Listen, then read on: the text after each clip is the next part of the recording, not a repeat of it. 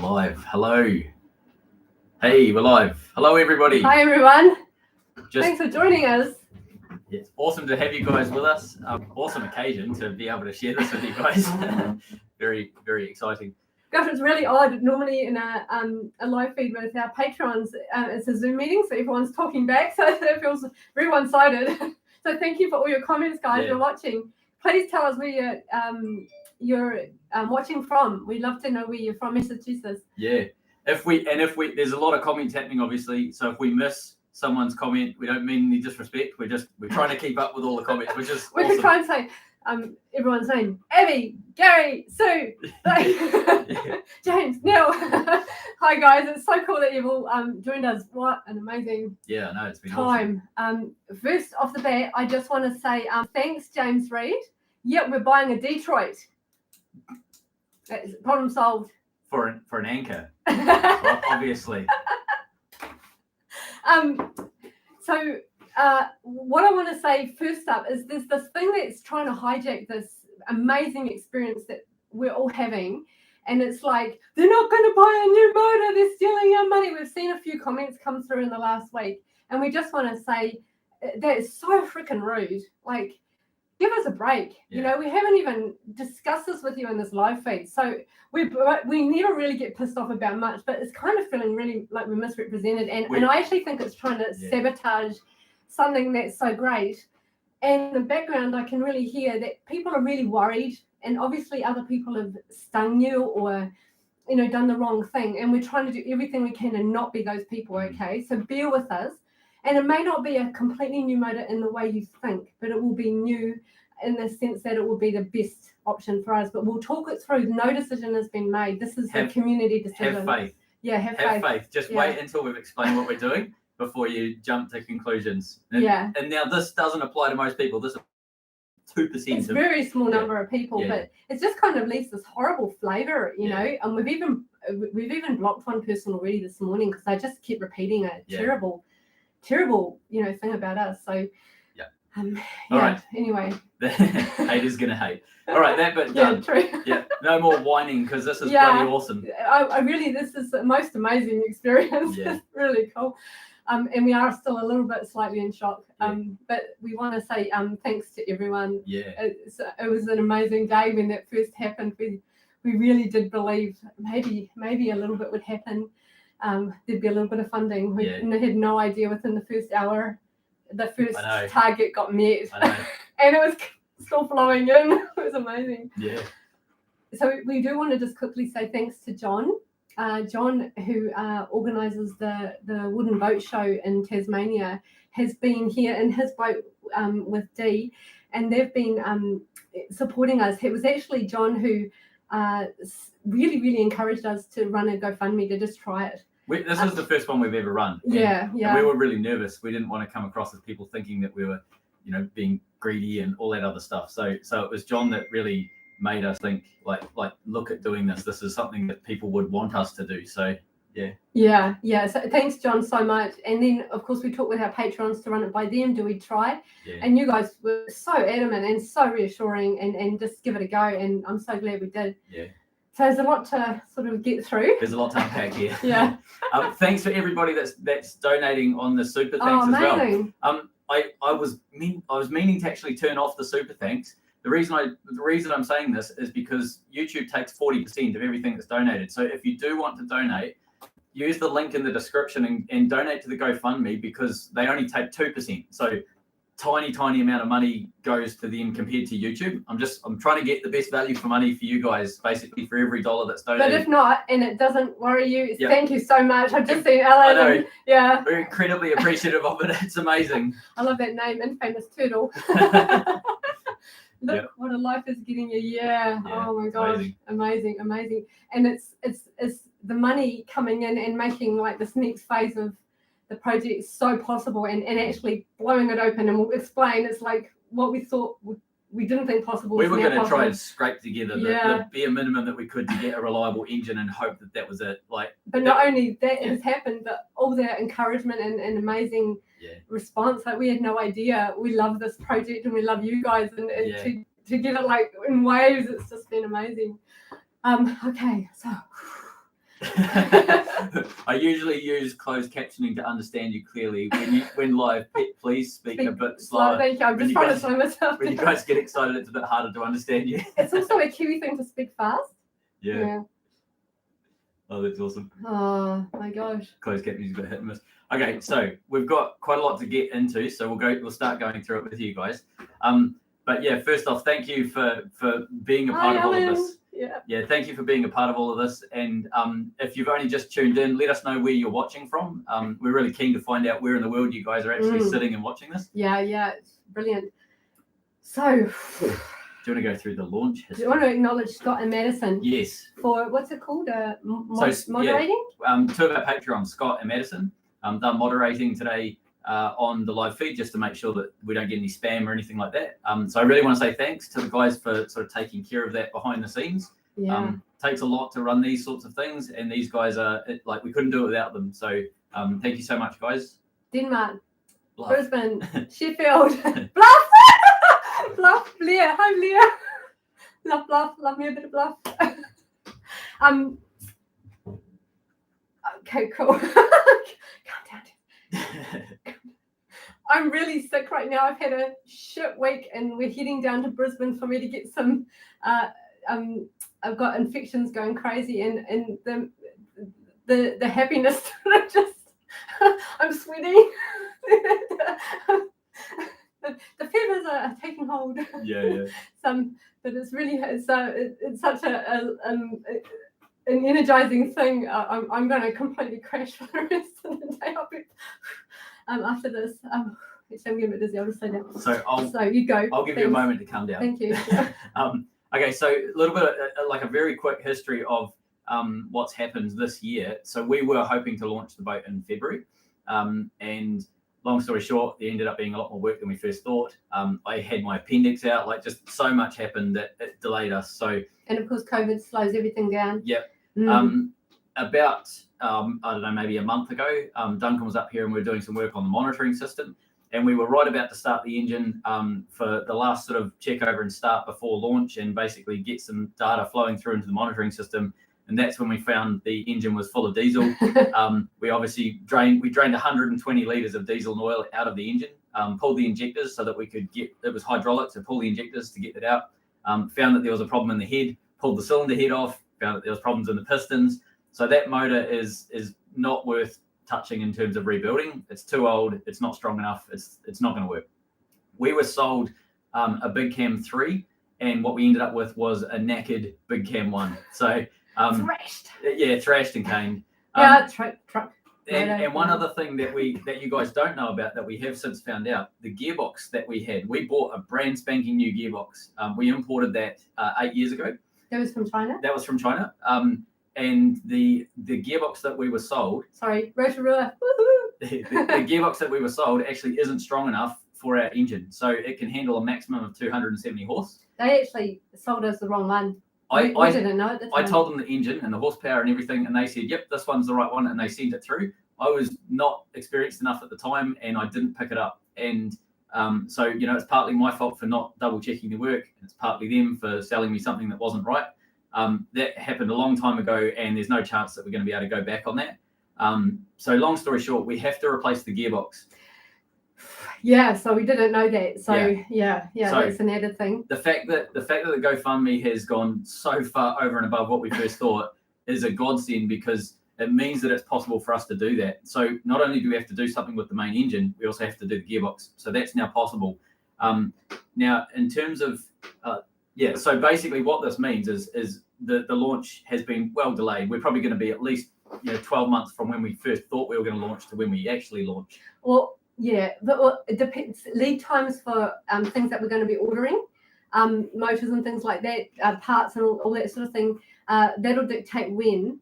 But I'm quietly optimistic, maybe a few months from now, 3-4 months. Yeah. But it does give us, hi Gary, it does give us a chance to finish all the other jobs that we were going to sort of rush. We'll be able to do all of those, so we'll be launching ready to go. Not finished by any means, there's a lot to do, but ready to go, which is very exciting. So the last week has been having an emergency meeting with our patrons to discuss what they want to see that money used for, and to discuss the options. So we've covered a lot of it, but even in the time between that meeting this week and now, there's been new things arise. So it's new news for them as well. Sorry, just for non-Patreons that don't understand how we sort of run the channel and the behind the scenes, we don't make all the critical decisions. Jess and I don't make all the critical decisions on this. We take them to our Patreon monthly live feed. So every month we run a roundtable, and it's where everybody gets to have their say. We run polls and also like a Zoom meeting, and that's where we get, like, we've got a lot of experienced people as patrons now, and it's amazing to have those people put their knowledge in. So when we decide on a direction, it's not me and Jess making a best guess. It's sometimes 50, 60 people, sometimes 100 people, having a say and putting that in the pot, and we get a really rounded opinion of and an informed say. So we get it. We gather all the research and information, and other people offer their expertise, and sometimes it's mind blowing. We just don't always know the direction things are going. So this really is community driven project, completely at the decision level. Dave Wong. Hi, Dave. Delika travels. I used to have a Delika. In fact, I had a Delika that I rolled. It's so cool seeing some Kiwis. Hello, Kiwis. It's awesome seeing where everyone's from. It is. It's great. Yeah, thank you for doing that. It just really makes it so much more easy to relate to, for us. So behind the scenes, we've been bouncing ideas back and forth. We've got like a core group of really specialist people in different areas. So we've got generator people and hydraulics people and engine people and electronics and that level of really skilled people is our core team. Kia ora, Nick. And that's who we can kind of go around and bounce ideas back and forth. So when we're speccing different things like generators, we can talk to them about insulation class and all sorts of things that I wouldn't have a clue about, but they absolutely know this stuff. So as a result, like you said, the last 2 weeks last week or so has been just information overload from every direction, trying to figure out what the best options are. So in light of that, thank you to Daniel, Duncan, Graham, Carl, Clint, Ryan, and Glenn. And I want to tell you a very quick story about Glenn. He's the guy that we are most likely getting the gearbox through. He's a local, he's in Brisbane, so he's 5 hours south of us, but he's an Australian man that sells these gearboxes. And he quoted me the gearbox and then looked up who we were and then came back and said, ignore that last price. I've seen what your project is. I can see you need a helping hand. So he basically said the new price is cost price for you guys. Amazing. But not only that, he's like going out of his way to explain, to inform, to educate us. It's like he's just amazing. He's fantastic. And it looks like we can afford everything because of you guys. But everything means, how many motors did you count? 4 motors? We've got 4 engines in this boat. 4 engines through you guys, and we'll explain. It's but it depends on what we do. So, okay.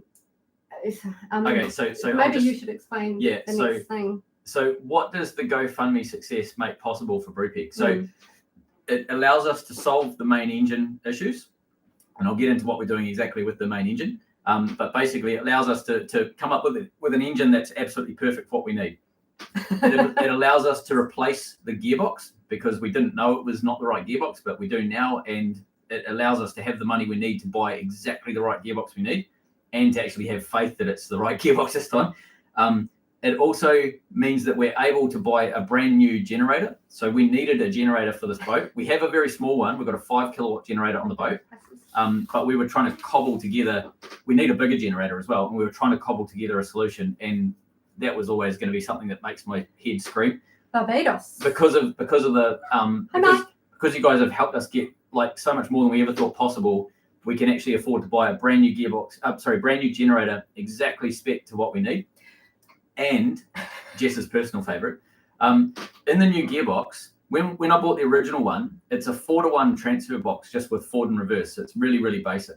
And when I bought that one, that's all that was available. You can't get too many options. However, things have changed. 8 years time, 8 years has passed, and we're able to look at different options. The new gearbox, we still haven't confirmed this 100%, but we're working with Glenn to figure out if this is possible. But we believe the new gearbox is possible to. You have the main engine bolted on one side, and on the back you have an electric motor bolted onto it, a 30 kilowatt electric motor. And if the main engine ever dies, you can power home using the electric 30 kilowatt motor powered by the genset. So that's why the new genset is really critical, because we can spec it to be the right size to power that 30 kilowatt motor. Hybrid, but wait, there's more. Yeah. It means that we could run on solar. Yeah. Very short period of time each time, but we could. Yeah. So we would be a hybrid. So because we have that electric propulsion option, it means, so if the main ever dies, we've got the ability to power the boat home 24/7 using the generator, and we can do about 5 knots under that system. But because, like Jess said with the solar, it means that we can then also feed, excess solar and stuff into that, and basically power the boat via that. And if we want, potentially, if we've got enough solar generation, we can actually turn the main engine off and go under solar only. So imagine being like doing a crossing. It's a rough crossing. It's smelly. It's noisy, and you can just turn it off for 2 hours, and you all crew can just kind of just relax. So I'm with you, Tim. I think the hybrid is just amazing. Yeah, amazing. So again, none of this is 100% confirmed yet. We're still working with Glenn to find out if it's possible and like what options they are and all that sort of stuff. It's very early days, but that's where we're heading. Originally, we were going to put an electric motor with a belt or a chain drive driving the shaft, so it's independent of the gearbox. But that's difficult, complex. I've got to build a lot of stuff. Whereas with this option, it's potentially all just part of the gearbox. So it just makes life so simple. We've had a lot of people getting in touch with us, and even privately getting in touch with us about the concern about having only one motor going some of these places. And although that's completely done and normal, and you have a rebuild kit, and there's always someone on board who can tear the motor down and build it back up again on a commercial boat, which really you need to kind of think about us that way with the size and the gear and stuff. To have a backup, I think will put everyone's mind at ease, and certainly our minds at ease. We would do it without it, but to be able to do it and do it this early on, because we were thinking this wouldn't happen until later, is amazing. A lot of people tell us to put a wing motor in, what's called a wing motor, and if you don't know what they are, basically it's a small diesel engine off to the side with a propeller shaft going through the boat and a small propeller, folding propeller out the side of the hull, or like underneath, but sort of off to the side. Absolutely the wrong thing for this boat. If we go into ice with a wing motor, it's a small little propeller shaft, and it's the first thing that's going to get cleaned off with ice. So that's why we want to make sure that we can power the main prop with 2 different forms of propulsion. Hi, Dave from Scottish Highlands. Lovely. That's really cool. Brilliant. So there's a lot to break down about that. We wanted to give you kind of the good news, but there's we've got to break it down, because we were thinking we would be able to get a new motor with $35,000. And that's why the second target was 35, which got blown out of the water. And when we priced up in Australia a new Cummins, this is mechanical injection, not electronic. It's an 855, so it's still the same series of engine, but it's just a new engine, basically. They're still making them, but it's just it's essentially a 1970s engine that they just didn't stop making. Now, these are made out of China to Cummins specs, right? And they're brought into Australia and sold in Australia, and it was $48,000 for that motor. That's coming from Cummins Australia, so buying a new motor from Cummins. $48,000. Yeah. So we were way off. But that didn't have everything we need on it, did it? So that's not a complete motor. So that doesn't come with the starter box, so you can't physically start it based on that. It's only 300 horsepower, and we can't get more. So it's not enough horsepower, and it's not a complete engine, and it's $48,000. $48,000 now, straight from China. The same motor, direct from China, was about 40. So it's only slightly cheaper buying, and the difference is that if we buy it in Australia, we get an Australian warranty, but it's only 12 months. So I mean, that's going to go before we know it. If we buy it in China, we save about 8 to 10 grand roughly. But we still only end up with a 12-month warranty, and it's only based from China. So if we have to replace anything, we have to go back to China to get it parts and send them back out. That 40,000, why is it so expensive? That encompasses everything, the cost of having that land. So just to clarify, it's really expensive to bring stuff into Aussie. So it's $20,500 US for the motor from the Chinese factory. All the other costs over and above that are like currency conversion, customs duties, import, GST, tax. Like there's all these other things that add up. Yeah, so, you just don't realise, the price of the motor was what was in my head when I put 35 on that. So that's where the extra money comes from. So that's why, even though it's $48,000 for a motor in Australia from Cummins, it's actually not that expensive when you factor in all of those costs. They're only putting about $8,000 markup on that engine. So it's. And remember, we're in Australia, and like Scott's just told Pedro, it's expensive here. Everything is expensive, and that's one of the reasons we try to rebuild everything or build our own stuff, just to keep it possible. If we try to do it like most people try to rebuild it, just wouldn't be possible. It just blow out the price completely. So there's another reason though.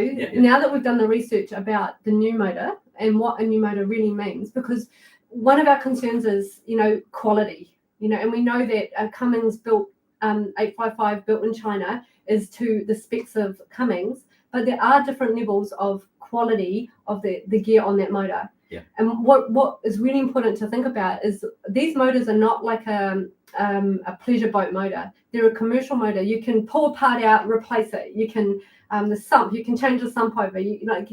What's it called? The block. The block can be replaced. Yeah. This is like it can be like this because it has to be. You have to be able to keep doing your job at sea, and it has to be really reliable. So think of it more like Lego rather than a molded component that's all one piece. It's like every single part is able to be interchanged. And remember, a rebuilt motor, if it's done well, and that's really important distinction, if it's a good rebuild by someone who's really good at it, is a very, very good motor. So hang on, should we take a moment? You can tell we're excited, eh? It's so cool to do this with you guys.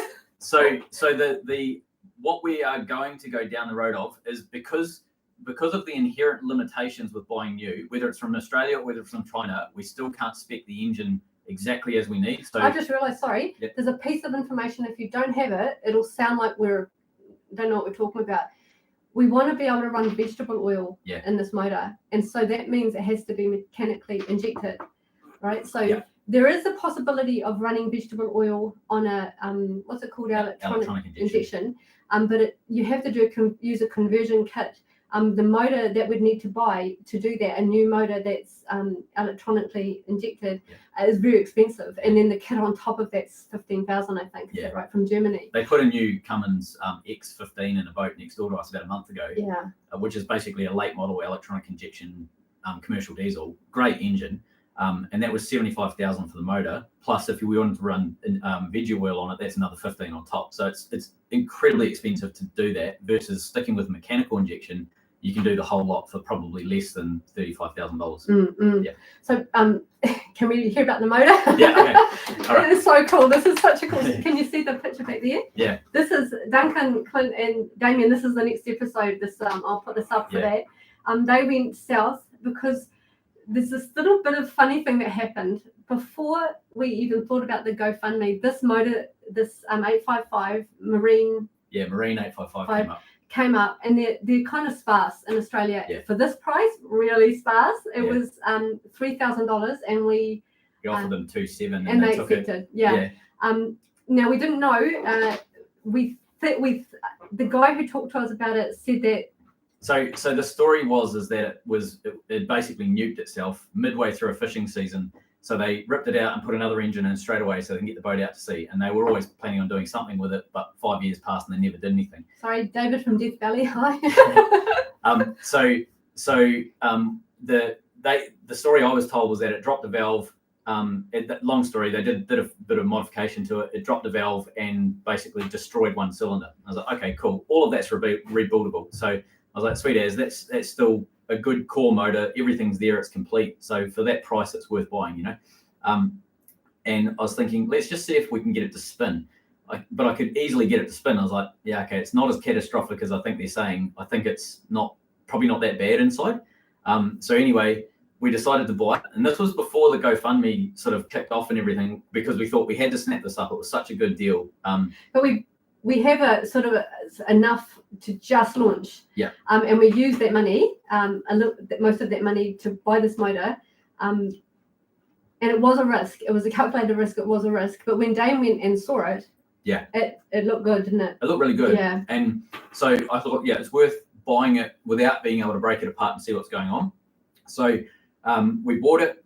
And then about a week later, roughly, we arranged for myself, Clint from the Gold Coast, and Duncan from the Sunshine Coast to all converge on this motor, and we'd strip it apart and bring it back to Brupeg. Basically, it was a boys' day out. Yeah, boys' day out with big tools. And they were quite big. Yeah, so we had to strip it apart because my ute can't physically take the weight of the engine. It's 1.4 ton, and my ute can't. Can it technically? Technically, it can take it. But no. We knew once. So anyway, so the plan was we'd strip it down to a short block. Clint would take the short block home on his ludicrously sized F250. And you'll see this. It makes our look like a Tinker Toy. And I'd take all of the other bits back in my shrunk little Hilux, by comparison. So anyway, what we have is an absolutely immaculate 400 horsepower marine rated Cummins. Looks a bit messy on the outside. Yeah. You can see it from there. You might not be able to see it. So looks a bit messy, but inside. Yeah. When I pulled it apart, it's so pristine that we wiped the pistons with a rag and they came back up to shiny aluminium. You can still see the original cross hatch in the bore. There's absolutely no wear on the bore. I was told that the camshaft had destroyed itself and like worn the lobes off. But I pulled all the covers off the side of the engine, had a look at the camshaft, and it's perfect. Like it literally looks like a new camshaft. It's absolutely perfect. So we're going to rebuild this engine because it is in such good condition. We probably could even get away with just cleaning up the heads and put them back on, and this thing would run. It's in that good a condition. You should have seen Clint and Dame when they arrived. They had a feed, and they were just every time they talked about it, it's like, can't believe it. They're just grinning from ear to ear. It was really cool. Yeah, I think they'd pretty much written this engine off as like too much damage. Let's not bother, and let's move on to something else. Which was great for us because we ended up getting an immaculate engine. And we think there's been a confusion. And when you talk to the Cummins guy, it looked like he was thinking of mixing it up with a different motor. Yeah, which was our kind of intuition about it. Yeah. So less than $3,000. Yeah. Boom, motor. So this motor does have a problem. It had a water leak in number 3 cylinder. And there's 3 possible options that could cause that. James just asked, why was it ripped out then? Yeah, exactly. So there's 3 possible options that could cause it. Either there's a hole in the liner, which I don't think that there's a hole in the liner because it's only the top half that's got rust. The bottom half has no rust. And if it had a hole in the liner, it would be across that whole area of the piston. Either there's a crack in the cylinder head or there's a leak in the injector tube, which is exactly the same problem we had on the original motor in the boat. If it's a leaking injector tube, it's a $22 part. If it's a crack in the cylinder head, it's a $900 cylinder head replacement. So either way, it's still an incredibly cheap engine that's in pristine condition. So we're going to use that as the base of our rebuild, and we are going to rebuild. So I don't know if $60,000 on the Gofundme campaign is enough. Well, the rebuild isn't it funny? Yeah, the rebuild is going to cost. Yeah, this is the bit. This is the bit that I'm so excited about. Yeah. This bit. So there's a rebuilt motor is a, if it's done well, is a good motor, and then there's someone who's top in their field, who understands our project. Rebuilding it is another level completely. Yeah. So that's Carl. That's Carl in Brisbane. He's been amazing. So he's like Adrian for Detroit's. Yeah. Carl is to Cummins. In fact, Adrian introduced us to Carl. Yeah. And said, thanks so much, Adrian. Yeah. Yeah. So for everyone that's asked, why don't we get Adrian involved? In a way we have, but Adrian said get Carl to do it because he's just such a specialist with these engines. Yeah. He's probably the foremost specialist in Australia when it comes to 855s, specifically 855s. He's an absolute genius when it comes to them. And not only that, he can source the parts that are the good parts. Yeah. So in these motors, when they're new, the metal might not be quite but soft. The parts might not be that good. And you can change them out and everything. And that's what we're thinking of doing. Yeah. Rather than buying a new motor, we're thinking of making this motor, which is already good. How many hours on it? This motor's got 5,800 hours. We're thinking of making this a new motor. Yeah. But what that means is we can spec the parts. And we're doing that with someone who understands our project and is for veggie oil. So it's incredible. And the prices, we think around. So we're very rough price at this stage for a rebuild is 35,000. That's with it spec completely how we'll need it for so all of it. It's fairly similar to a price of an engine if we were to import it in from China, but the difference being is about how we can spec that engine. Thanks, Mel. That's interesting. What's that? Oh yeah, right. Yeah, thanks. Yeah, thanks, Mel. So have faith, Gary. So the ability to spec an engine when you're rebuilding it is an absolute like necessity when it comes to a boat like this. If we were able to do it with new, it would open new up as more of a possibility, but we can't. Whereas by doing a rebuild with Carl, we can specify like the type of parts that are used, so pretty much the quality, so therefore it lasts longer. We can specify like every part of this engine can be measured, and we can literally eyeball every single component of it. So when you build a new engine, you build it on a production line, you build them fast, and the production lines are accurate, but it's not as accurate as someone that's like going through every single part of this engine with a fine-tooth comb and measuring it, and like measuring things like the hardness of the block casting, protrusions, or machined inserts, etc. Like every single part can be gone through. So a full Monty. Yeah, a full Monty. Like, we want this motor like indestructible, and that's what we think we're going to be getting. And I don't see why not, eh? And so we're still gathering information and still lots of conversations with Carl, and he's sending shots of parts and talking about what bits are the best bits and what quality counts, and what he'll do if the metal on the block is a little bit soft, and like, so it's looking like it definitely is like an interchangeable thing. And because we've got the old motor that is not really worth spending any time or money on, I've told Carl that if he wants any parts off that motor, then it's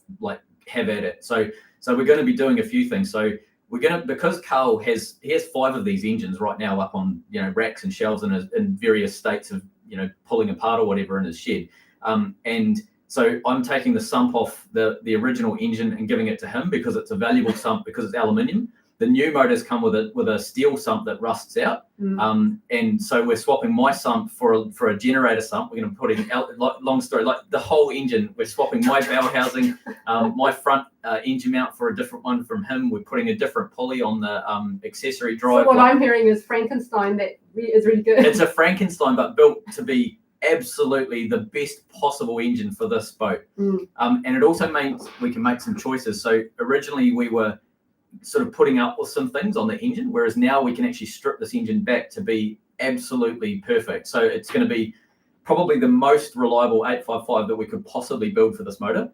For this boat. Actually, that's another thing. So the motor that we bought is a Big Cam 4. It has what's called STC injectors, which are hydraulically actuated injectors. Long story, but they're a wee bit complicated in the sense that if they do have problems, you end up with a really smoky motor, and it is quite common that they do that. I'll come back to it, Clyde. We'll do a little overview because there's a lot of information we're throwing at you, and we're speaking like Kiwi. Stop, slow down. So we'll get back. We'll do a little overview about the plan. Yeah. Slow down, Jess. Slow down. So if we bought new, whether from China or from Cummins Australia, we would end up basically with a copy of the engine we got downstairs, and it would still have the newer injectors, which do have problems around smoking and things like that. By rebuilding with Carl, we're able to swap the injectors to Big Cam 3 injectors, get rid of a heap of complexity, and also remove the risks around like smoky startups and things like that. So simple things like that Carl would know about, that Cummins don't have that as an option, or China Cummins doesn't have that as an option. So these are the advantages of rebuilding over new, is you really get to go through every single part of that motor with a fine-tooth comb. Buffeting. Patty's saying it's buffeting. Oh, okay. Hi, Patty. So just an overview. So yeah. Shock and amazement, $60,000 donated. Our motor is stuffed. Yeah. We took a risk in the motor that we've got in the boat, the truck motor that we, what's it called? You marinize it? Marinize it, yeah. So we've discovered that there's a lot wrong with it. It's not worth fixing, and it was underpowered from what we thought it was. The gearbox we were sold new was the wrong gearbox, so we have to find a new gearbox. It's not powerful enough.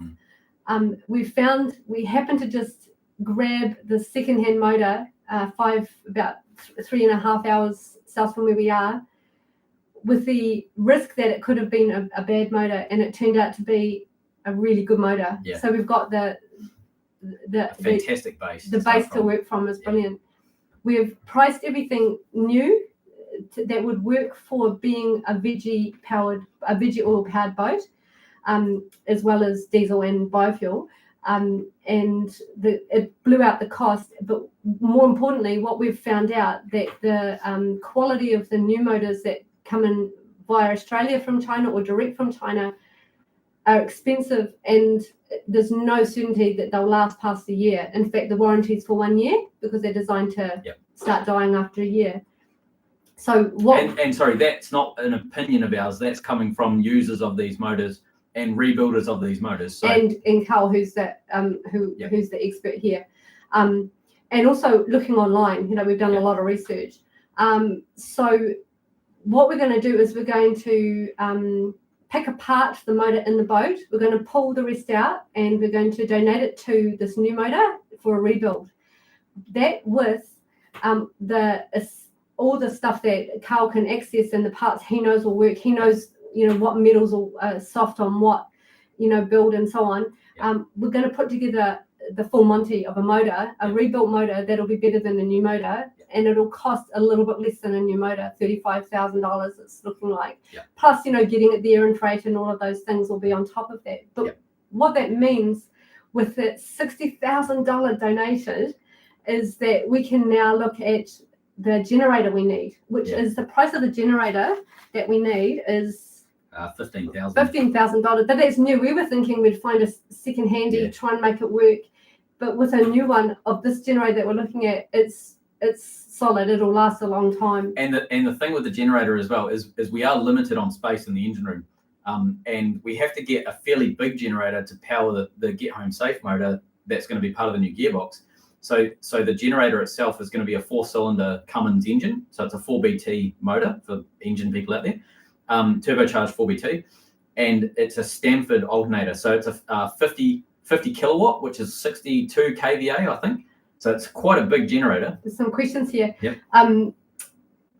Will Carl film the rebuild for us? We're hoping, it's looking like we'll be able to parts of it, so the important bits, not the laborious bits, but most of it you should be able to see the transformation. But also what we want is to film it in a way that someone who doesn't know motors will know motors a bit at the end of it, at least enough to know that if we get stuck in Antarctica with anything and we've got to pull something out and change it, they'll know what that means, or be able to reference back the episodes of the rebuild. So how we get the this is our engine, and this is our engine's engine. Exactly. Babies on babies. How we get the motor in. When we first put the motor in, we had a hole in the roof, and because we hadn't put the plates on the roof yet, there's a hatch in the saloon floor. It has like 200 bolts, which are now all sickered and perfectly, so it's going to take a long time to get this out, but there's a big hatch, and they're aligned under each other, and the motor's under that, but you have to turn the motor, so the motor sits forward, you have to turn it to its side, pull it out, and then up. But we're not going to do that. What is the thing? Actually, sorry. If you want to see the motor going in and out and the gearbox going in and out, have a look. Google our episode "Saving a Shipwreck." Yeah. I think it's episode 94, I think, from memory. But that physically shows you us putting it in and out with a crane. It's a great show.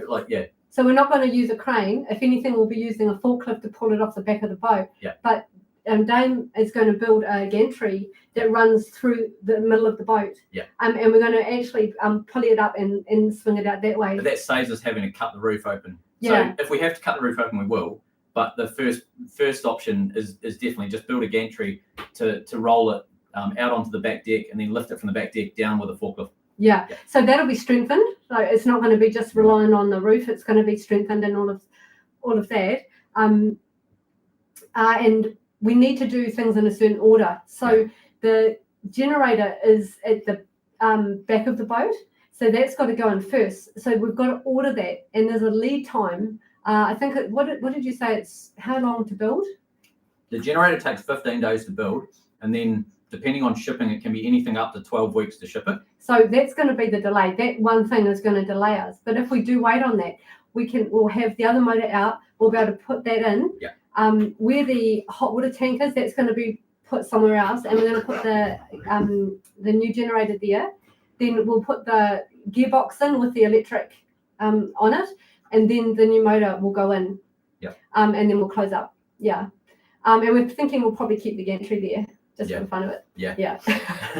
Just so we can smack our heads when we walk past it. Yeah. Everyone needs a chain block in their lounge. Yeah. So out of all of this, it looks like we're going to become a hybrid. We're going to be able to do the electric, we're going to be able to slowly work on getting enough solar that we'll be able to run the boat completely on solar power for short bursts. And we'll have the motor that we've dreamed of to be able to run it on a range of fuels. Veggie oil, coconut oil, which is like our ideal. Coconut oil is the best apparently. Diesel, biodiesel, and high sulfur diesel when we go to Antarctica. So a couple of questions. Does this change anything from insurance? No, it probably increases the value of the boat because obviously before we didn't have new engines, we didn't have a generator, like lots of stuff missing basically. Whereas now we can say, we've got literally brand new everything all the way through. A rebuilt engine is considered brand new for value. If we go in one piece, we just put it in one piece. Maybe depends on the lifting capability of the engine. True. Because this motor will be a bit. The gearbox is 700 kgs and the engine is 1400 kgs, and the generator is 1200 kgs. So every single part of it's quite heavy. So we'll probably put the genset in as one unit. We'll probably put the gearbox in as one unit, and then we'll probably put the main engine as the last piece. James, I know coconut oil, isn't it gonna? It's like veggie oil will smell like fish and chips mostly. And coconut oil will smell delicious. What else we got? So, that's an interesting question. Sound levels. What's that? Because it'll be finely tuned. Yeah. Changed an engine on a Concorde a couple of years ago. Coconut rums. What is the overall weight of the boat? So right now it's 40 ton. It'll probably be about 45 once we finish this, and when we're full of diesel, it'll be up to 70. So, what else we got?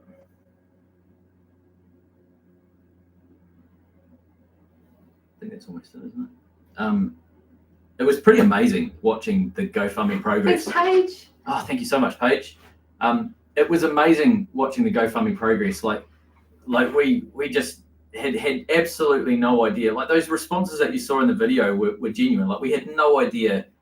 There were tears. They were like we were so moved, and people were getting in touch saying they were feeling the same way. It was so much outpouring of the project, and in our minds throughout the process was this makes something else possible. Like because everything we would have got there in the end, but it'll be years and it'll be so much hard work, and this sort of shortcuts so much. We're going to get on the road doing projects much faster.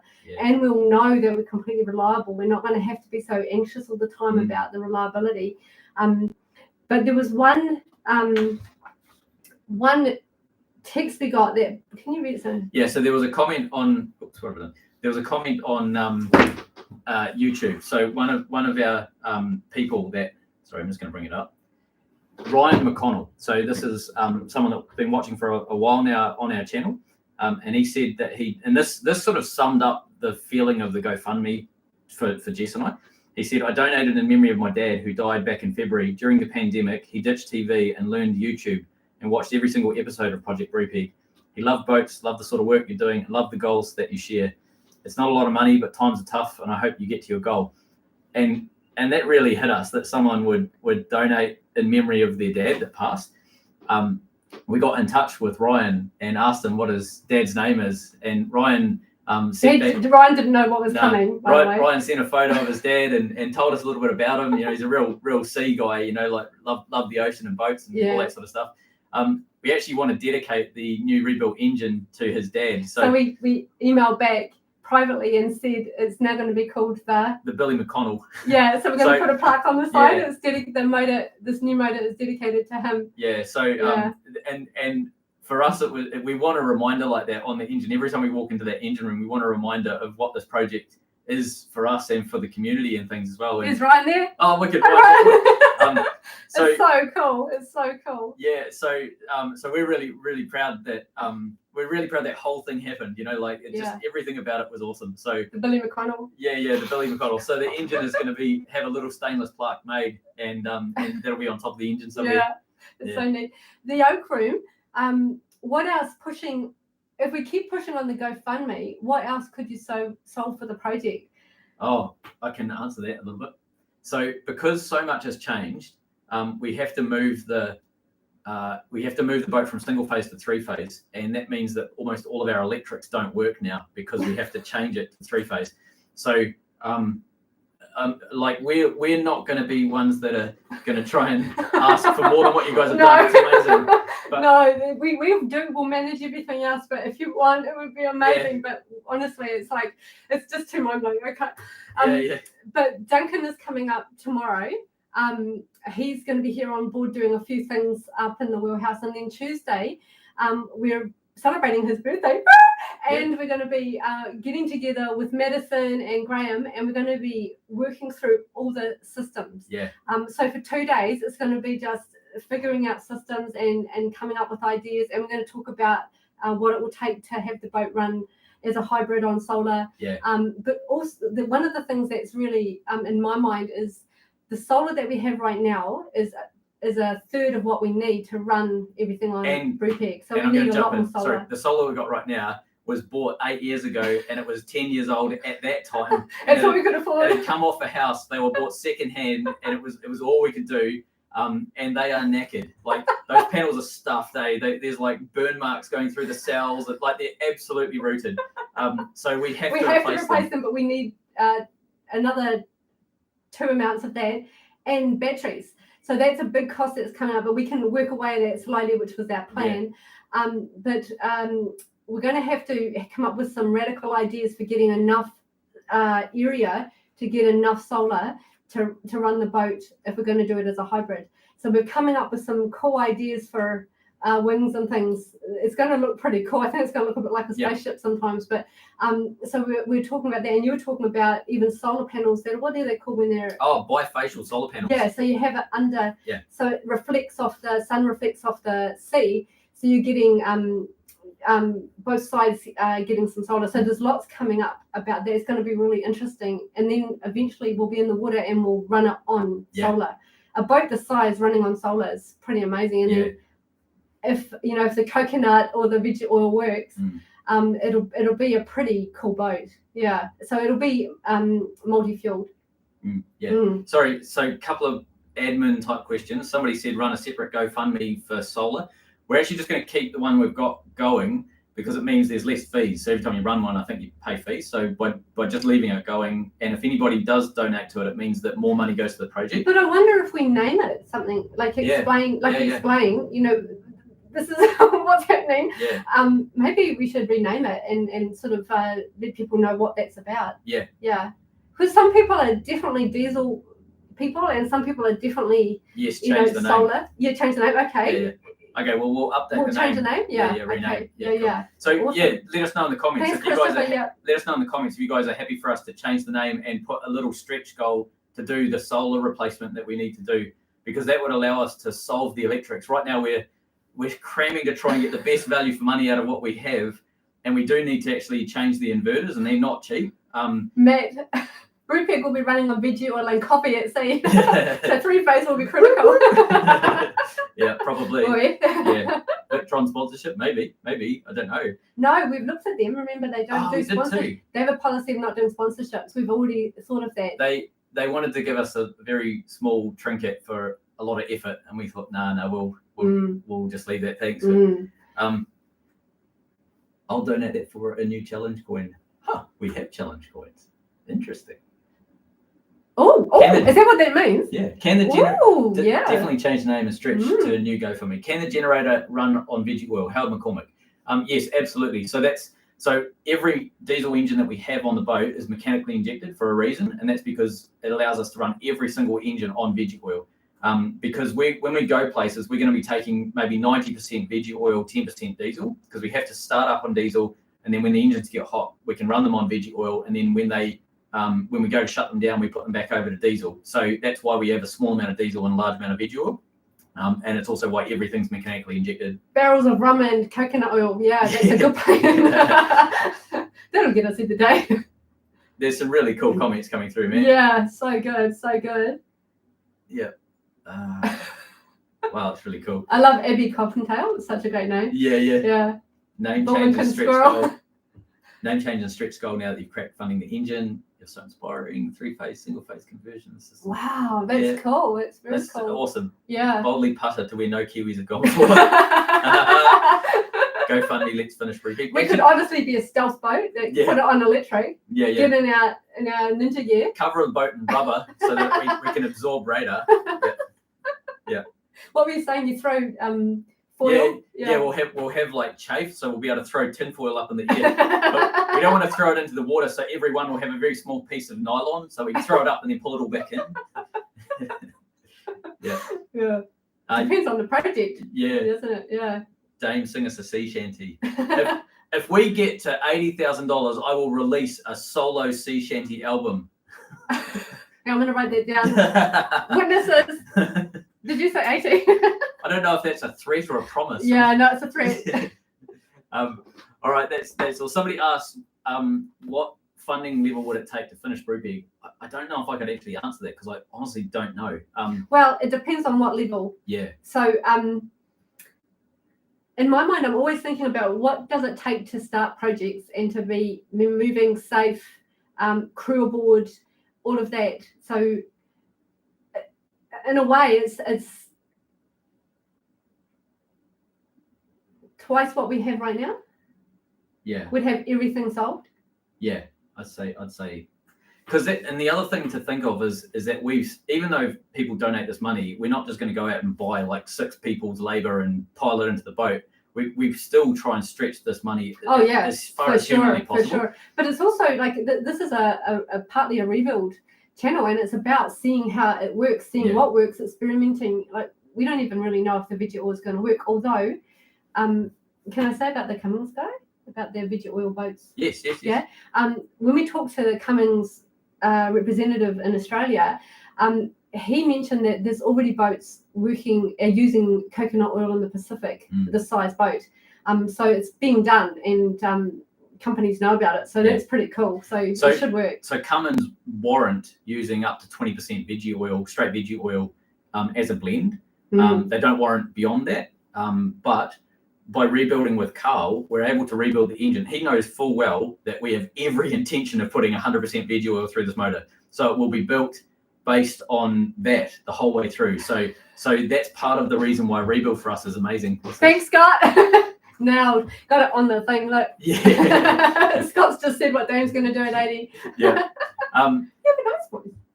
Thank you, darling. You just don't stop singing sometimes. No, that's true. Really loud. Sometimes when I'm in a good mood, I'll often change the words of songs, and I allegedly, according to Jess, I ruin good songs. I can't get the new version out of my head. Sometimes it's really rude. Yeah. Depending on how happy he is, of course. Someone asked, do you have to pay income tax on GoFundMe resources?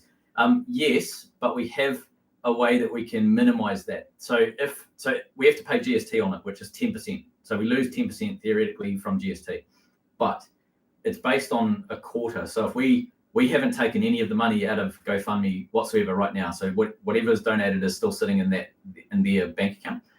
If we withdraw it on the 1st of October, we have 3 months to spend it. But if we withdraw it right now, we only have to the end of this month to spend it, or we lose that GST. It doesn't quite equalise.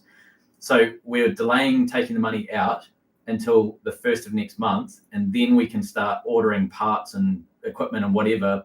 And if we spend the amount of money that we have brought in, the GST equalises. So again, we're doing everything we can to, for every dollar that's being donated, we're doing everything we can to stretch it as far as possible. And that's one of the ways of doing it, is like delaying taking that money out. So yeah, we do have to pay tax, but we may be able to minimize that. Yeah. Laston Puxton, maybe better to promise not to release an album as reached. If we reach 80, I will release a solo album. If we reach 85, I will not release a solo album. You can do with that as you will. But right now, it's like unbelievable the progress we can make. We can get in the water, and we can be safe, and we can be starting projects. And can I say about the first project? Yeah. And the first project is a party, and we're calling it the Brupeg Reef Party. And it's for a month. We're going to be on the reef. We're going to be filming. We're going to be doing some building and stuff like that. But for a month, we're going to be out there. We'll come and pick people up if they want to come and join us. People will come and join us with their own boats. And for a month, we're going to relax, and we're going to enjoy the launch. So that's the first project, is the party on the reef. Somebody just said, let's stop at 84,999.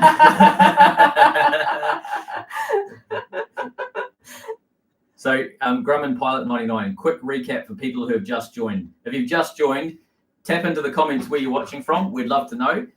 Very quick recap. We've brought, the GoFundMe has done nearly $60,000, which is just unbelievable.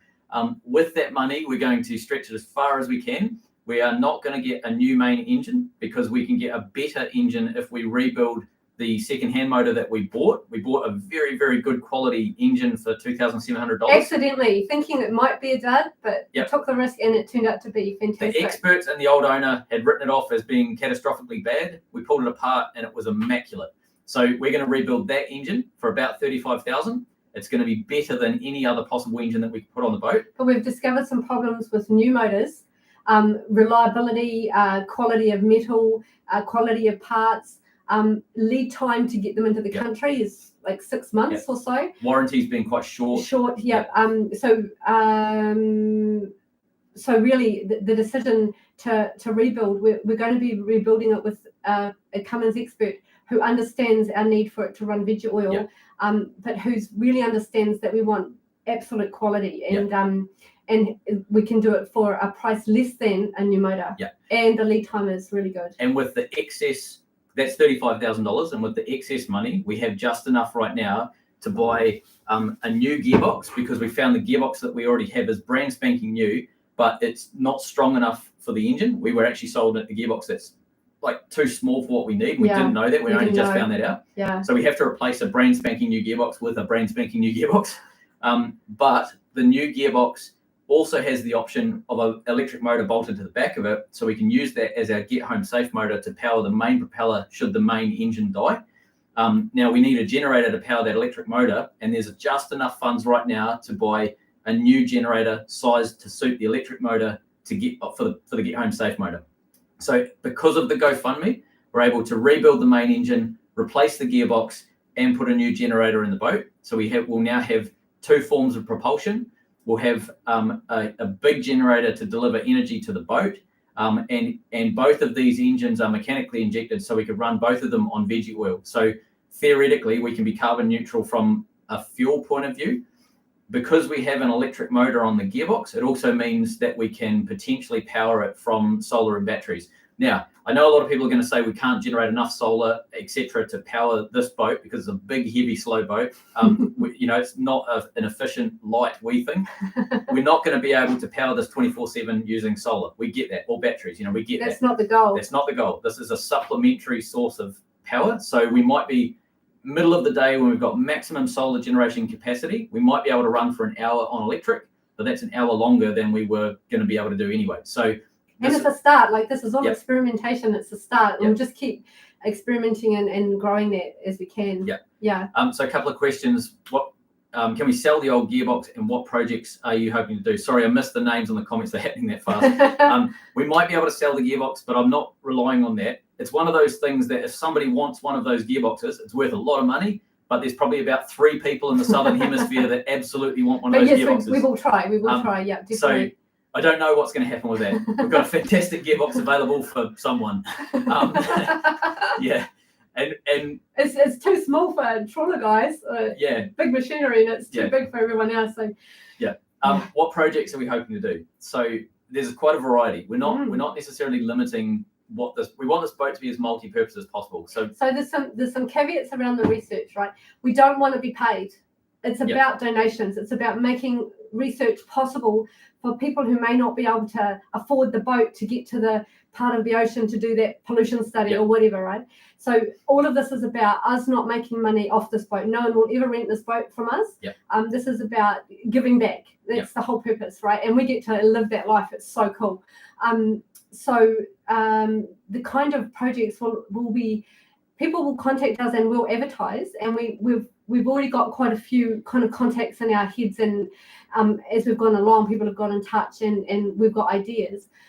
But each project on its own merit will be put through the roundtable, our Patreon roundtable, and together we'll sort out what actually is aligned with the ethos of Brupeg, and what the boat's capable of. But one of the things we're really keen on is if like a PhD student who needs some research for their thesis. And it's about something marine, or it's about something environmental, or it's about something that, you know, our community wants to support. We'll have them on the boat. Now, not only will they be able to do the research, but we want to look after them. So when they come on, there'll be a crew that looks after them. So their time with us, we hope, will be very, very powerful for them, and they'll do the best research they can, and everyone will have a great time doing it. Some research groups require an insured boat and a boat and survey. We'll be insured, but we won't be in survey. Yep. So that cuts out a bit of research, some of the research that's around the globe. But it also makes it more possible for those that can use the boat. Yes, so those who aren't with a big university or are more independent or whatever, they'll be able to use us. So if this boat was in commercial survey, it opens up a huge raft of things. We have to have qualified people. We have to have a minimum amount of crew. We have to have qualified crew. We have to essentially comply with all of the specs to keep it in survey, and it works out to be about $5,000 per day as a rental figure to rent a boat of this size for a university or whatever. So it's survey. In survey, so it's very expensive. But if we're a private boat, that drops right down, and it pretty much becomes maintenance costs and fuel costs is what it costs to run this boat. So on oil, this boat costs around $70 per day to fuel for 24 hours of steaming. That's amazing. It's crazy. Or if we're on diesel, it's about $550. So it gives you the range of fuel costs plus maintenance on top of that. But because volunteers, some of those volunteers will be qualified, some won't be. Everyone will be skilled enough that the boat is completely safe and workable. But it means that we don't have to employ someone of a certain caliber of qualification. And that's part of what this whole thing is about, is that people can give things a go and people can get skilled and not have to spend $200,000 getting that qualification. And we can still actually get out there and do some good, hopefully, in the world, and have some fun. So there's going to be some fun things. I've recently been talking to the guys about landing a drone on the roof, a big drone. Yeah. How do you do that? You use a net. So there's going to be some fun things to do, but there's no real limit in our minds about what type of research or projects. One of my favorite ideas is planting seagrass, because there's not enough of it. It's not recovering. So, you know, getting a group together to go out to some islands and planting that for a day, or pollution cleaning up even. But pollution studies is one of the things that I feel really strongly about. And there's going to be a lot of tech on board too. So it's already going that way, thanks to Duncan and Scott and everyone. Are you worried that if you party and relax for a month, that you could break Dame? If he stops working, he may stop breathing like a shark swimming. Yeah. That's okay. He'll be building. We'll have fun. It'll be like a fun build. So it might be the other pantograph hinge, or it might be the dive platform, or a compressor maybe. Yeah, there's heaps of stuff. So we've got so many projects going forward that we have to do. We've got the jet dinghy build. We've got the hydraulic roof crane. We've got the diving platform at the back of the boat. That's off the top of my head. There's so many. There's so many. And each of those is like, I mean, that's a bloody YouTube channel on its own. That's right. So there'll be heaps. But that month there'll be some fun. You know, a party for Brupeg means building something too. So but it won't be heavy lifting and heavy welding. Hopefully. Somebody asked about the bow. Maybe it will be. Somebody asked about the bow getting welded back on. That's getting welded back on soon. It's been one of those things where actually we took me off that job so that I could get everything else sorted, because there's so much going on. But people don't know, but Dame's back was starting to really play up because of all the heavy work. So I decided that he needs to have a break, and we could, at that time, we could afford someone to come in and help us do it. And it's a startup company here with guys that we know, and we really want to support them. So we're wanting them to do that job. Somebody asked us if we become a non-profit, and I think there was an earlier question about tax exempt status or something like that, so that we can, whatever that means, you know what I mean. Charity status is what I'm trying to say. I don't really understand what any of that means. So we're not at this stage a charity or tax exempt or anything like that. We pay the same taxes as everybody else. And I don't know enough about that stuff to go down that road yet. We're open to it, but we're not at this stage. Just thanks, Howard. Yeah, my brain's doing really well. Yeah, for short bursts, it's brilliant. Yeah, and I've got my name supplier. When I'm tired, Dane sort of fills in the gaps a lot. But my function has changed quite a bit. The overviews and things like that are really good, like seeing the big picture, sort of what I'm trained in, communication and and problem solving seems to be really good, but I do get tired and it stops. But all the little bits and pieces, a schedule for the day is really hard for me. So it's odd that the high functioning, what my training seems to be mostly intact, but the day-to-day seems to be really affected, and I do get really tired. But no, I'm doing really well. Charlie just asked, what's the new generator size and the electric motor power? So there's 2 generators. One of them, the small one, is 5 kilowatts, and the big one will be 50 kilowatts, which is 62 kVA, which is a big boy for this boat anyway. And the electric motor is 30 kilowatts, or in hieroglyphics, it's 40 horsepower. That spins the propeller shaft at about 200 RPM. Maximum RPM is 450 for the propeller shaft. That's with the main engine going flat stick. We get 450 RPM from the shaft. Thanks, Mike. So the electric motor will be running at roughly half the speed of the main engine, and we get 5 knots out of that. Thanks, Christopher. Yeah, it's good. I'm doing well. Are we considering a bow thruster? No. Well, yes, always considering a bow thruster, absolutely, but not right now. The cost would blow out, and that's another whole job on the hard stand. It's probably, just to give you an idea, it would be amazing. It's probably $20,000 for us to put a bow thruster in the boat right now. So for us, it's not value for money. No. You know, like there's so many other important things, and to get moving. And don't forget, we'll be pulling out before we go Antarctica to do the last mods for that. So if by chance we've got the funding or we've found something by then, we could maybe do it then. Yep, nice. Oh, Gary Jackson's having a head off. See you, Gary. Go for 100k. Use the old engine as a bow thruster, so we can do 7 knots sideways. Yeah, right. I think that's everything, isn't it? I think we've covered everything. Yeah. So it's been amazing. Thank you guys so much for everything that you've offered and you've done, and the advice and the words that you've put through to us. It's just been bloody amazing. Literally, we couldn't have done this without you. Does anyone have any questions? We're gonna close off soon. Yeah. But what are you eating, Damien? Apple. Do you want some? A lot of people are saying I need to buy a new welder, even if the people are offering to beat the old welder to death. Snoop Dogg. Should we do the update now? Yep. Yeah. I don't know if you can remember, but Snoop had some health issues when we first got him as a puppy, and he had an overbite, and he had to have an operation. He's had 6 teeth out, a canine in the front ones, bottom ones, so, nickname Gummy. And he recovered, but he was really sick. And then he got into some soy protein, and he got very sick, bleeding from the gut, vomiting. He lost so much weight, dehydrated. It was really scary. The vet said that it's some sort of autoimmune thing or something like that. But we looked at genetics. So we sent off genetics, and we tested him for all the possible genetics of his breed, and it came back negative. There's nothing that causes that. So he's been diagnosed with progressive degenerative brain disorder. So his brain is not great, and it's slowly going down.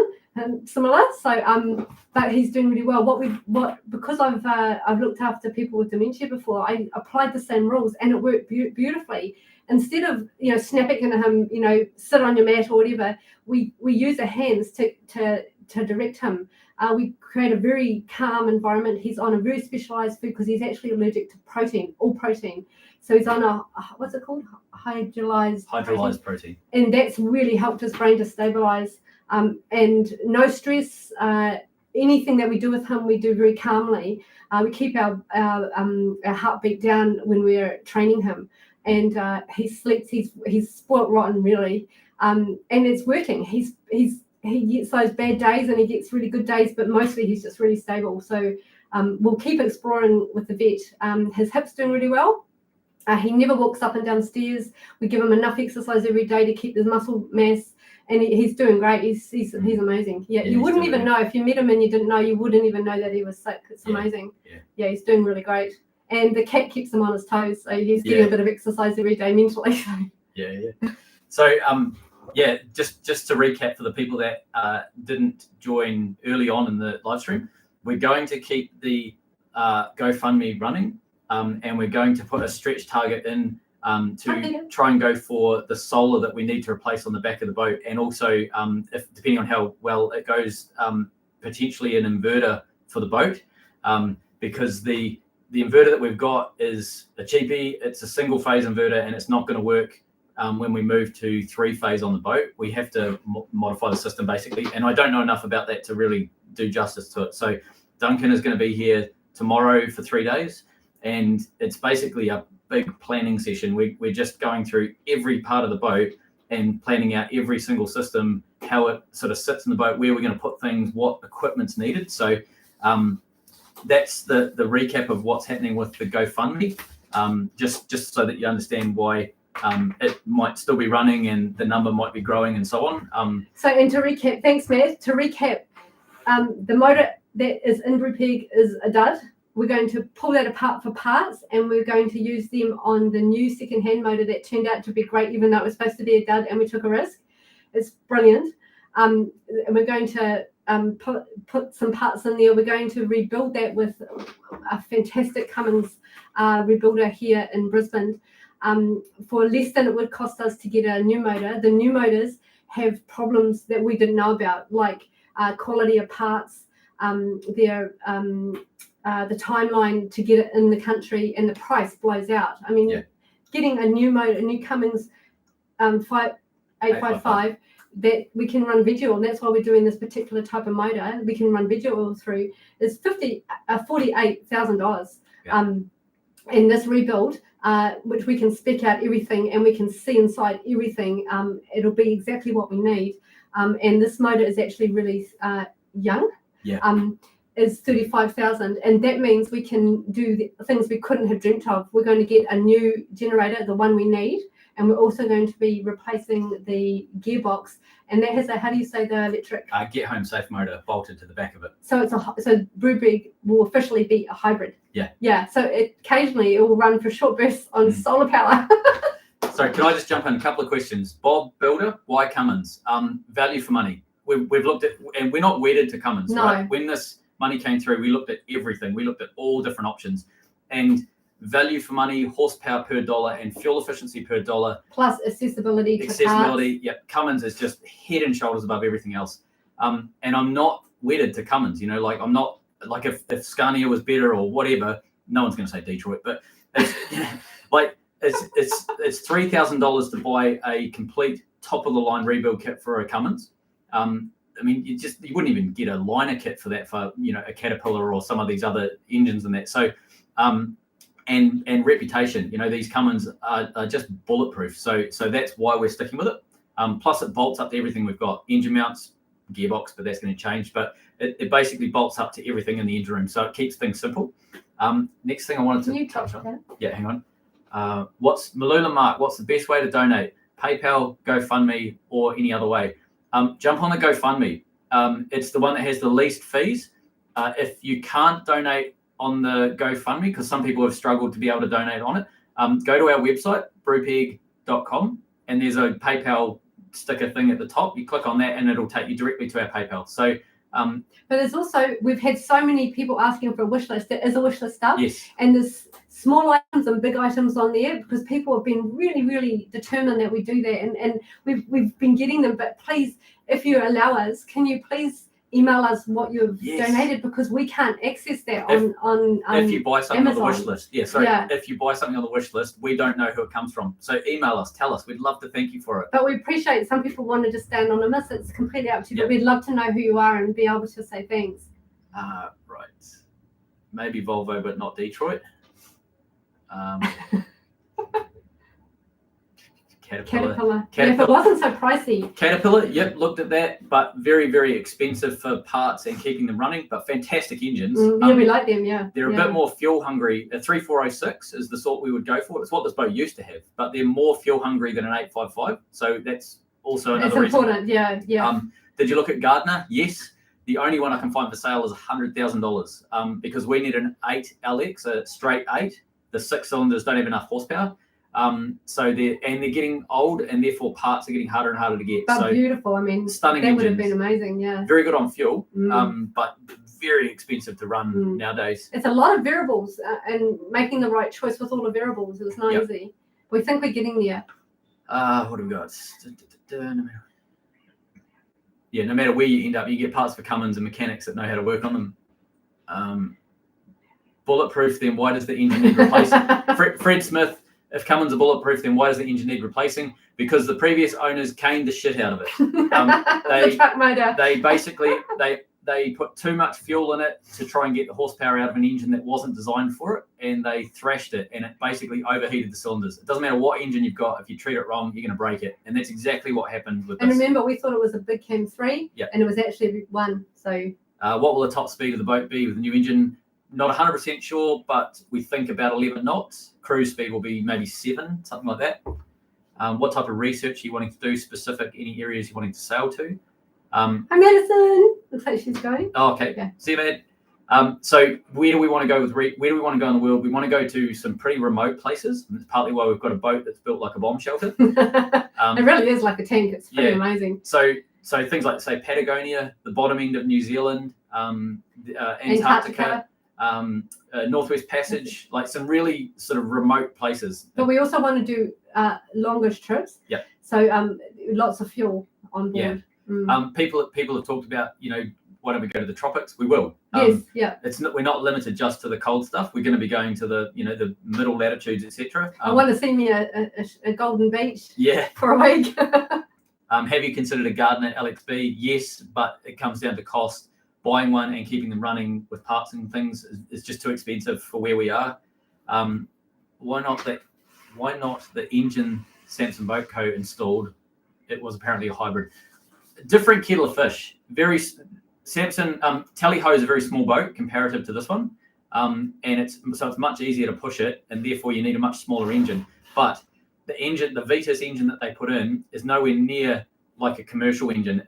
I don't think it has wet liners, so it's more like a car engine than it is a big trawler engine. So it's not the right engine basically for this sort of thing.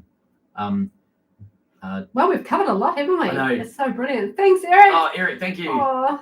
Don't forget Patreon. Yes, don't forget Patreon. Patrons are amazing. But Patrons are the ones who help us make the actual decisions in real time. Yes. And everything is in real time, and we do updates as well. So if something happens, they get an update. Yes. As well. And the sort of behind the scenes, we do what we call Patreon extended episodes. Yeah. And it's more detail about some things like health or the build or things like that. And it's just to give patrons value, but also that it's amazing for us to have that resource of helping us make decisions. What it means is that the whole project is moving the way that the community wants it to move. If it was just on us, some decisions we do differently. But it's always threshed out, and the best decisions always decided on. Yeah. Patrons are the lifeblood of this project. Yeah. Like they keep us going in terms of they pay for the videos on YouTube. It might only be $1 an episode that people put forward, but it all adds up. And that is literally without patrons, we would not be able to do what we do. We just simply couldn't afford to do it, because YouTube doesn't pay a huge amount with advertising revenue and stuff. And you need a huge amount of views to make a channel sustain itself on YouTube. But if you can't donate in any of those ways, please subscribe, because just subscribe. It really it changes what level of sponsorship comes to us. Yes. And a lot of people look at how many subscribers you have to see whether you're worth it or not. Yeah. And we've discovered that it doesn't actually indicate quality of anything. Yeah. But for people who want a quick look, it does really help. So it matters hugely if you subscribe for us. Very much so. Yeah. And don't forget it's a wee button, bell, and that way you get updated when a new episode comes out. Somebody just said Patreon's falling apart as a company. That's not been our experience. Yes, they've got problems, but not in a way that's destructive. Think, like it's not like that. It's falling apart to the extent that it's not worth doing, because it's literally the lifeblood of channels, whether it's ours or any other channel you watch. Patrons, even though they have these teething problems and whatever, they are the lifeblood of channels. So don't let an assumption about what you read in the media sort of cloud who you want to support. And I'm not saying just support us or whatever, but I'm just saying there are some bugs right now in the system, and they're working on those bugs. But it's incredible. It's a really good platform for us. If you become a patron for $1, you become part of the decision-making machine that is us. It's and we get to know you really well. Yes. And it's also, in our minds, it's like when we have a work bee, you're the first ones to know that we're in an area. Come and join us, or a barbecue, or a project, or being able to be part of a project or a group. Yeah. So we really value each patron. It's amazing to get to know everyone, and some come and go as their funds allow them. We really value them. Yeah. Well, we should probably wrap up. We've been rabbiting on for nearly an hour and a half. Yes, we promised ourselves we wouldn't go for too long. We're over an hour. We keep going, we'll do it in half an hour. We'll be really succinct. Half an hour. There's too much information. Yeah. And it's so nice talking. I bet Patreons get to have a biscuit. Yes, Tim. Yes, they do. They can have two. Yeah. Yeah.